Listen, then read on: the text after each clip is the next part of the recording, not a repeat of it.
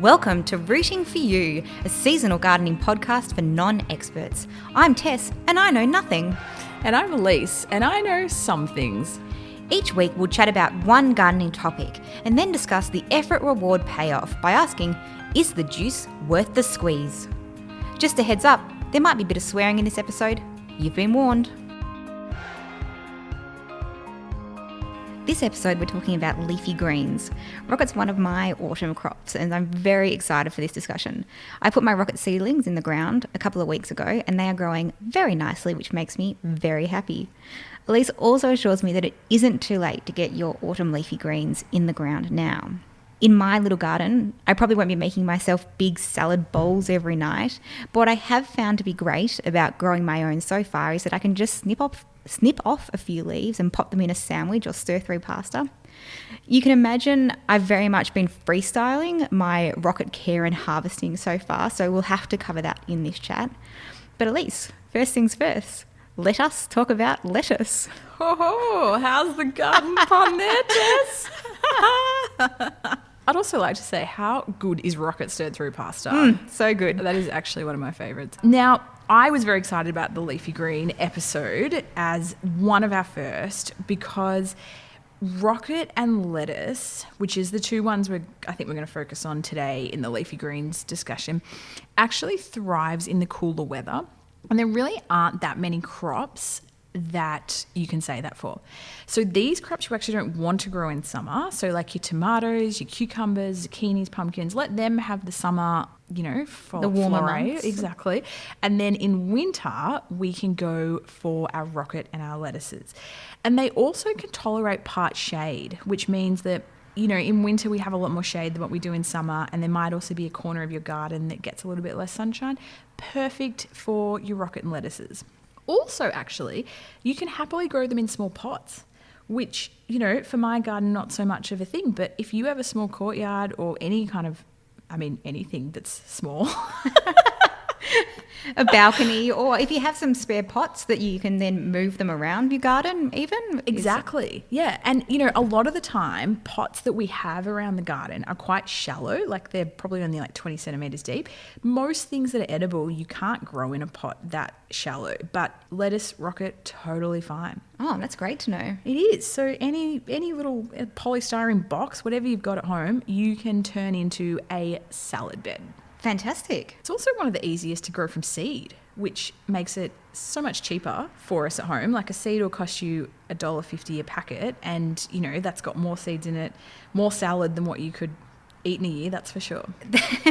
I obviously grew mine from seedling because I'm not quite at that stage of growing from seed yet. But as an entry-level idea of starting from, maybe I need to start up a new rocket bed of try my luck at growing from seed. I reckon you could. And I really think that you could have some kind of just small container on the side that you could whack some seeds in. Like we've done the how to plant a plant. I'm a big fan of seedlings for beginners to get started. But I will say, as far as rocket and lettuce goes, seed, it's just so easy that I would say the nursery has had a lot of fun selling you a little rocket punnet.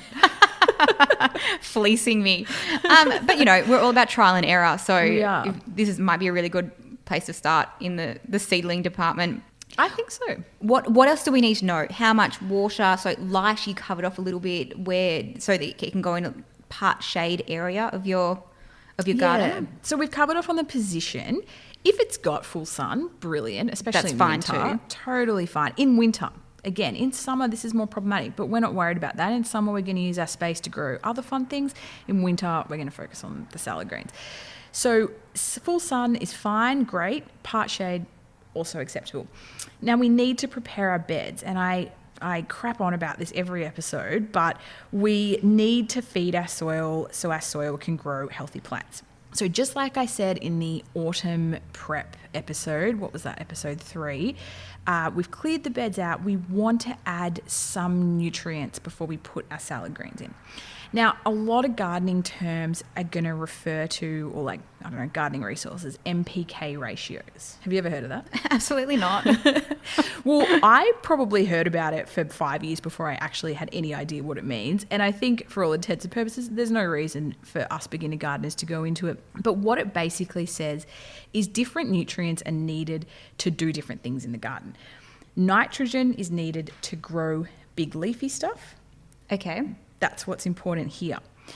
What nitrogen is found in heavy doses of is animal poo. So one of the best things to feed your bed with before planting your salad greens is well-rotted animal manure. So chicken, horse, sheep, whatever you got going. Alpaca. Alpaca is the highest form of nitrogen in any grass-eating animal. Poo, really? Which is completely useless for most of you at home who are not going to have access to an alpaca.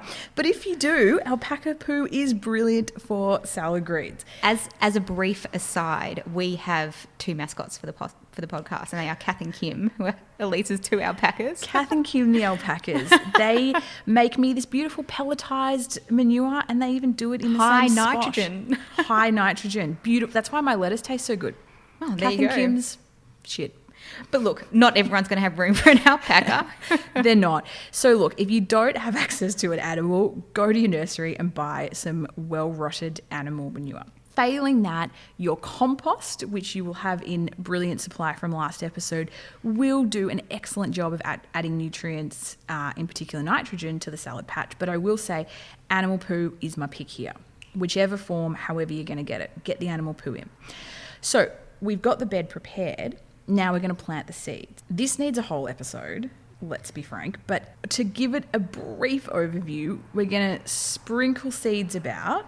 You're probably going to drop too many into, oh my God, Tessa's face right now, if you could see it. My eyes are glazing over. Fear. No, I'm seeing the fear.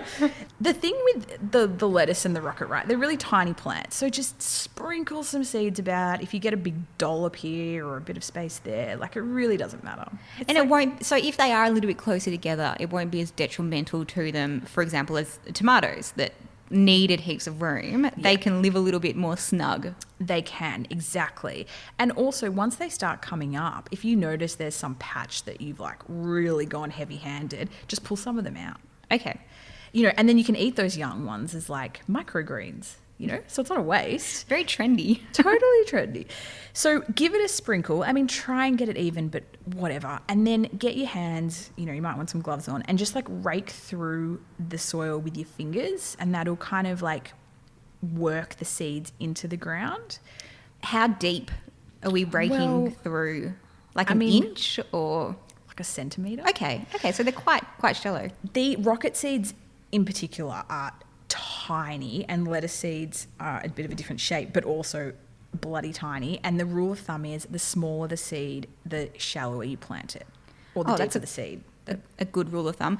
I haven't seen a seed for either rocket or lettuce before. Are we talking like a poppy seed or a rice grain? A poppy seed looks big in compared to a rocket seed. Oh, okay. But actually it's the same family. It's like a little black speck. Oh. Yeah. So it is hard to sprinkle them evenly. Like, you know, don't think there's some magic way to do it. Like, I still get very patchy salad patch. Do you have any tips for, like, should you sprinkle them straight out of the packet, or should you put them in your hand and fling about? Good question. A lot of people recommend like mixing them with sand so you've got better sprinkle ability. I never do this. I'm like, who's going to get the sandbag out and like do a little mix up? I tip the packet into my hand, and then with ungloved fingers, so I've got better control, I sprinkle like I'm... Like salt? Or, yeah. Exactly what I was going to say. Like you're seasoning a salad with salt. That's exactly the way to do it. And if you get too many, as I said, no big deal, because then you've got microgreens. And given how cheap seeds are, less than $1 is all you're going to need for this exercise. So if you get a few extra in there, brilliant. Or if you stuff it up and have to buy another pack, it's only $1. Exactly. I mean, this is if you're getting your seeds from a good place. I mean, there are more expensive seed retailers out there. Now, you've got your seeds in, you've got to water them in. So this is, now I'm glad we've discussed the hose nozzles on this, because I don't want you to get the big squirty nozzle going. I want a light misting, or kind of like a delicate spray, I believe we were calling it. Yes, we need to moisten the soil to help those seeds germinate, but we don't want to like drown it, because the thing is, these seeds are actually so small that if you get your jet spray on this, you're going to basically wash your seeds away. So just a, delicate water on the top. That is literally all it takes to plant the rocket and lettuce. I've got plenty more to talk about, but do you have any questions at this point? You've made it sound super achievable. It is, actually. It really is. It'd be one of the crops that I would say, if there were 3 crops a beginner could start with, this would absolutely be one of them, because it's quite foolproof. In terms of space required, so if you have a packet of your seeds ready to go, how much space would you sprinkle them over? Like a square metre or something much smaller than that? I mean, the first thing I'll say is, like, a packet of seeds is not always the same size. Like, different brands, one packet might have 100, one packet might have 500. So we don't want to go on packet size here, but probably every seed, I don't know, maybe every 10 centimetres you'd want a seed in Will each the packet direction. tell you? Yeah. Okay, fine. The packet will tell you, definitely. And that would be lettuce. I'd say rocket you'd sprinkle closer. Go with a packet. Go with the packet. Now, you want to keep your lettuces tender, and we've discussed watering them in when you plant them, but you want to make sure the soil stays kind of moist with lettuces and rocket. You really don't want it to dry out. Now, in Melbourne in winter, I actually don't think you're ever going to need to water them, but should you be elsewhere in the world, should it be hotter, drier, etc., you want to keep that soil moist, and morning watering is best. Oh, okay. Why do you, because I thought you wouldn't want the sun to evaporate all the water. Is that the right word? Well, yeah. No, that does make total sense. But in winter, we're not really worried about the sun being that strong. Got it. And slugs and snails are your biggest enemy when growing these crops, and they are very active at night. They like a lot of moisture. So by watering in the morning, we're making the night soil kind of the least attractive possible. Ooh, I like that. Yeah, so that's an easy thing you can do that will help. So you want to keep the soil moist, especially when the seeds are germinating, and then after that, you've got a little bit more leeway. Probably for you, Tess, and for me, we're not going to need to water. Other people might. If you've ever grown lettuce and it tastes quite bitter, that's usually because the leaf has been stressed. 2 things will stress it: heat and inconsistent watering. Interesting. Now, we are growing it in winter to ignore the possibility of heat stress. Your lettuces will not be heat stressed if you're planting them end of autumn or mid-autumn like we are now. But the water thing may be an issue. So keep that moisture up and your lettuces will stay sweet and tender. Good one. So let's talk types, because this is one of my favourite things about gardening, is that we don't just get to eat what the supermarket varieties are available. You would think of rocket, you would think of one variety, am I correct? Yeah, 100%. There are so many varieties. We can have so much fun with this. One of my favourite is wasabi rocket. Ooh. So tastes like Wasabi and rocket. It's actually no relation, I don't think, to wasabi. Like, it is just a type of rocket. But there's also rocket Apollo that I really like. There's the wild rocket that you would know from the supermarket. It's all manner of things. So you can grow a variety. And if I want 2 packets of seeds, can I sprinkle my wild rocket in with my wasabi rocket? Totally. Oh, okay, great. Absolutely. I usually grow it kind of like in lines. Like, I might load up with all my wasabi rocket and then do like all my wild rocket. But I don't really know if there's any like rhyme or reason to that, other than knowing what it is when you're... Yeah, exactly, when you're harvesting it. And I suppose also, I will say there's probably is benefit to that, because say my wasabi rocket seeds are cactus and they don't germinate, then I've got that patch of the bed still empty. Okay. So then I can put something else there, so I know what has germinated and what hasn't. So actually that is a benefit. Okay, so we're keeping them separate. We're keeping them lines, separate. In lines. But they can be in the same pot. They can be in the same bed. They as long as, just keep the types together. So that's the rocket discussion as far as types. World your oyster. Lettuces are another fun thing, because we know of a few more lettuces, but what I think is really interesting about lettuces is there's 2 main types. There's your loose leaf and your butterheads, and these are called your cut and come again lettuces, and these are loose headed. Now that makes no sense, I'm guessing. Well, the cut and come again sounds like when we were talking about broccolini in one of the episodes, that it will, which is super appealing, that if you cut it, it will come again. It'll come again. It'll come again. You can come again. It's throughout the season, it'll just keep coming again. Exactly. And I love that because, so that's the loose leaf and the butterheads. They're the cut and come agains. You've then got, what's the other option? The hearting or the cos lettuce. And we know what a cos lettuce is. These are the ones that have those really tight heads that you can't really just harvest the outside leaves. You wait until the whole lettuce is ready and then you chop the whole thing off. Yeah. So that might be a good option if you've got a lot of space in your, to garden. Yeah. Even me, like I have a lot of space to garden, I only grow loose leaf and butterheads. I just love being able to go out to the garden and pick a few of the outside leaves off heaps of different varieties. I don't want to like commit to a whole lettuce. So I think as far as, and also with the broccolini episode, it wasn't the broccolini episode, it was the... I think we're talking about autumn. Yeah, that makes sense. People say like with lettuces you want to like consistently plant, succession plant them. So every 2 weeks you would plant some. When you're doing the tightly headed lettuces like the Harding or the cos, it is important to succession plant because you don't want to have like 20 cos lettuces ready on the same day. But with the loose leaf and butterheads, I find you don't really need to bother with that because you can just keep picking the outside leaves every couple of days. Okay. So it's like takes the effort out of the succession planting, which I'm all for. Definitely. So to summarize that for people, loose leaf and butterheads, you can cut and come again, harvest the outside leaves continuously. A hearting or a cos, you're harvesting the whole lettuce. In one go. When you buy your seeds, they will always say which type it is because it's so fundamental to lettuce growing. But often, and this is what I do, you can buy a mix. So it'll be called like the loose leaf mix or the butterhead mix or the hearting mix or something. So then it's like all the same type of lettuces, but there are heaps of different varieties and flavors and like your reds and your that's greens. So fun. Yeah, I think that is fun. It's a lucky dip. You can also buy things like a mesclun mix, which are things we would know from the supermarket. These usually contain lettuce, spinach, rocket, endive. Grow them in exactly the same way you would your lettuce and rocket, and you harvest them as the cut and come agains. Okay. So that's another fun way to get like a mix of salad greens, and you just harvest the young leaves. How do you know when it's time to harvest? Very good question.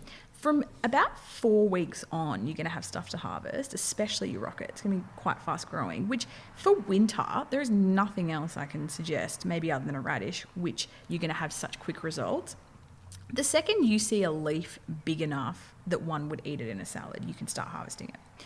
So for the rocket, that's going to be, I'd pick the biggest leaves. Don't strip the plant within an inch of its life. It needs some leaves on it to like keep regenerating and growing.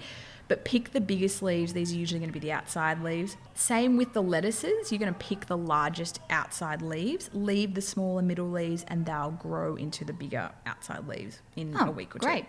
Yeah, so you can really like keep doing this throughout the whole of winter. Like you can have 3-4 months, like end of autumn, start of winter, of just continual salad cropping. And how do you know when the plant is finished? Or will it just keep going forever? I wish. That would be the dream, wouldn't it? Look, as I discussed in the tomato episode, annual plants, they do not go forever, and there is nothing you can do to like make that happen. What is probably going to happen with your lettuces and your rocket that you're planting now, mid-autumn, is that spring is going to come, the weather is going to warm up, and those lettuces and rocket are going to bolt. And what that means is, and if anyone's grown this stuff before, they'll know what I'm talking about. All of a sudden you've got this beautiful lettuce that just shoots up in the middle to be like a foot tall and has little flowers on the top. And you might think, oh, that's so pretty. I'll tell you what, your lettuce is going to taste like shit now. Right, okay. Simply what's happening is the plant is being stressed. It thinks it's going to die because the weather's heating up, and it wants to reproduce. So it shoots up the seed pod in the middle, the flowers that then turn into seeds that make more lettuces. So that's the plant going into survival process. How interesting. It's like it's got adrenaline and it's working overtime. Exactly. It's like I find it really fascinating. But what it helps, why I think it's actually important for people to understand is the plant is putting all its energy into those seeds because, again, that's its reproduction. It's putting no energy into leaves. It has no interest in producing leaves anymore, which means, one, it's not going to produce any new leaves for you, and two, the leaves it has are going to taste quite bitter. Mm-hmm. So come spring, it's going to be, as soon as you get some hot weather, it's going to be very likely that your lettuces and your rocket are going to start shooting up. The first point you see this, I would recommend actually breaking off the head. So stop it producing those seeds. Literally, like, chop it off with your secateurs, that middle bit coming up. And then harvest all the lettuce and rocket as quickly as you can after that. Because it's probably not going to sound good, not going to taste good. But I mean, that's, 3-4 months down the track, especially during winter, which is why it's such a good crop to get in the garden now, as opposed to if you've got it in the garden in spring, and then as soon as summer comes and it heats up, it's going to bolt a lot faster. So you're going to get a lot less time with your crop. Thinking about things that can go wrong, apart from, we talked about tasting, that it will taste a bit bitter, which will mean it's stressed. What else am I looking out for that would suggest that something's going wrong with my salad plants? So the only other big problem or potential problem with your salad plants is slugs and snails. As I mentioned, they love your lettuces especially. What this will look like is something is coming along and eating your lettuce leaves. If you see that, so I would say don't worry about slugs and snails until you see damage. But once you see damage, you need to act fast. There's a few things you can do for slugs and snails. Honestly, they need their own episode, and we will do this in winter because that's when they're most likely to strike. I would say a brief sprinkling of the old snail pellets is going to be your best bet. And Tess knows, like, this is big. If Alyce is saying get the chemicals out, I honestly almost never use any kind of pest control, like chemical wise, but occasionally you just need some snail bait. You can get snail bait that's not toxic for other animals if they ingest it. So I'd highly, highly recommend, if you've got pets, definitely. But even if you don't know what animal's going to end up in your garden. Yeah, exactly. So just get the snail bait that's the most environmentally friendly. And you don't need a lot of it, just a little sprinkling around those lettuces. And again, only do it once they get eaten. But having said that, once they start getting eaten, don't delay. So that would be the only two things. The heat stress, as I talked about, we've eradicated by growing them now. Keep the water up to them. Watch out for your slugs and snails. And there's nothing else I can think of that will be a problem. What about, I know, so for example, my citrus trees that I give them citrus feed, is there some kind of ongoing nutrients or feed that's good for salad? I mean, my rocket's kind of looking pretty good at the moment, if I do say so myself. But I know that it's good to keep up the nutrients in the soil. Yes, and you're totally right about this, because if we fed it with a good dose of the well-rotted animal shit, that's going to do a lot of the feeding. But should we have not done that or been a bit, lax with it, we can feed with other things that are high in nitrogen, because again, green veggies need nitrogen. A lot of those liquid seaweed, fish emulsions, they're often very high in nitrogen. So, but look out on the packet because that's the most important thing we need, is the nitrogen. That's the most important thing. Exactly. High nitrogen. And often on the back of the packet, it'll say like how much nitrogen it's got in there. So look for that. But I think, nitrogen's kind of one of those ones that it's everywhere. There's plenty of it going. If you're wanting to give them a boost, a water with one of those seaweed fish emulsions will do wonders. But I think, as you say, like, if you're looking at it and they're growing really well, then don't worry about it. If you want to give them a boost, smash them with that liquid fertilizer, and they'll love it. They will. They will actually. You'll be surprised in a week how much they can grow with a good feed.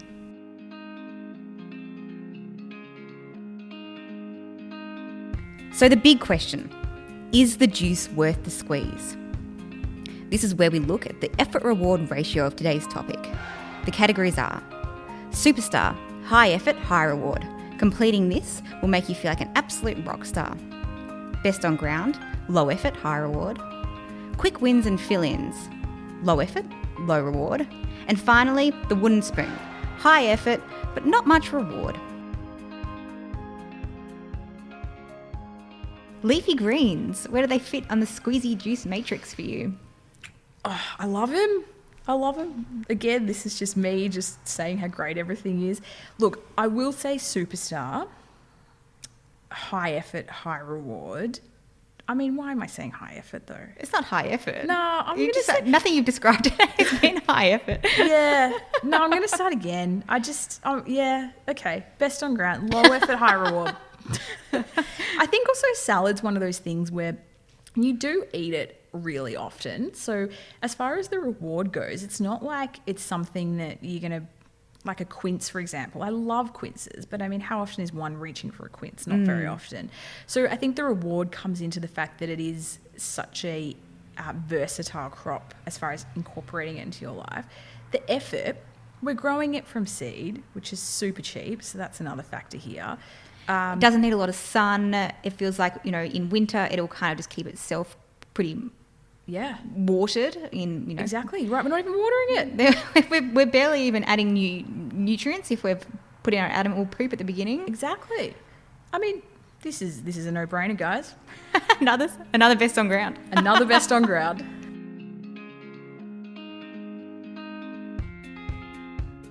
A new segment, and this one is very exciting, is that we've had a little bit of audience engagement. Probably the highlight of my week was we have had someone from Belgium reach out to say that they are listening. So hello to you in Belgium. Hello and thank you. We also have had, in the complete mess that was this particular part of the composting episode of build it and they will come quote, we now know that is Field of Dreams. It was Kevin Costner. Thank you to Georgie for that. Thank you, Georgie, because I knew I had something good there, but it wasn't coming to me, and it was a mess. It was a mess. I felt like a bit of an idiot. So thank you. And speaking of feeling like an idiot, my sister Ellen has listened to our Plant to Plant episode, and she has some feedback for me, Tess. She thinks I owe you an apology. Ooh. Because I laughed when you were telling your story about planting all the plants in the same punnet, in the same hole. She said she has made that mistake numerous times before I told her otherwise. Tess, you've now done it, and she thinks that probably everyone listening to this podcast has done it too. So she said that was very insensitive and I should publicly apologise. So here I am. Apology accepted. Rooting For You is hosted by Alyce and Tess. You can find us on Instagram @rootingforyouPod or email rootingforyou@alycealexandra.com.